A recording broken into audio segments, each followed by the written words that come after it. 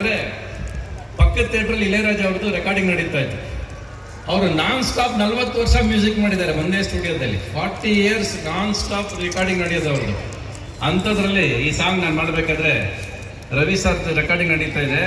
ಮೊನ್ನೆ ಒಂದು ಟ್ರಂಪೆಟ್ ಕೇಳಿಸ್ಕೊಂಬ, ನಮ್ಮ ಪಿಕ್ಚರ್ಗೆ ಒಂದು ಟ್ರಂಪೆಟ್ ಕಳಿಸ್ಕೊಡು ಅಂತ ಹೇಳಿದ್ರು. ಇಲ್ಲಿಂದ ಹಂಗೆ ಲೈಫ್ನ ರಿವೈಂಡ್ ಮಾಡಿ ನೋಡಿದ್ರೆ ಇದು ಹತ್ತತ್ರ 40 years ಆಯ್ತು. 87 ರೆಕಾರ್ಡಿಂಗ್ ಮಾಡಿದ್ದು. 40 years ಆದರೂ ಕೂಡ ಈ ಸೌಂಡ್ನ ಇವತ್ತಿಗೂ ಯಾರು ಬೀಟ್ ಮಾಡೋಕ್ಕಾಗಿಲ್ಲ.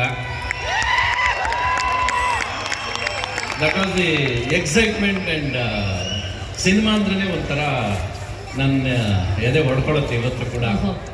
ಸಿನಿಮಾ ಅಂದ ತಕ್ಷಣ ಗೊತ್ತಿಲ್ಲ ಅದೇನೋ, ಇವತ್ತು ಇವನ್ನೆಲ್ಲ ನೋಡಿದ ತಕ್ಷಣ ನನಗೆ ಗೊತ್ತಿಲ್ಲ ಸ್ಟ್ರೆಂತ್ ಜಾಸ್ತಿ ಬಂದ್ಬಿಡುತ್ತೆ. ನಡೆಯೋಕ್ಕಾಗಿರೋ ನಡೀತೀನಿ. ಒಂದು 2-3 ವರ್ಷದಿಂದ ಜಾಗರಣೆಯಲ್ಲೇ ಇದ್ದೀನಿ ನಾನು. ನಿದ್ದೆ ಮಾಡೋದು ತುಂಬ ಕಡಿಮೆ. ಈಗ ಆ್ಯಕ್ಚುಲಿ ನಿದ್ದೆ ಮಾಡಿ 4 ದಿವಸ ಆಯ್ತು ನಾನು. ಅಂಥದ್ರಲ್ಲಿ ಇಲ್ಲಿ ಬಂದ ತಕ್ಷಣ ನಿದ್ದೆ ಹೊರಟೋಯ್ತು ನನಗೆ. ಇವಾಗ ನಿದ್ದೆ ಹೊರಟೋಯ್ತೀನಿ. ಫುಲ್ ನೈಟ್ ಕೂತ್ಕೋ ಜೊತೆ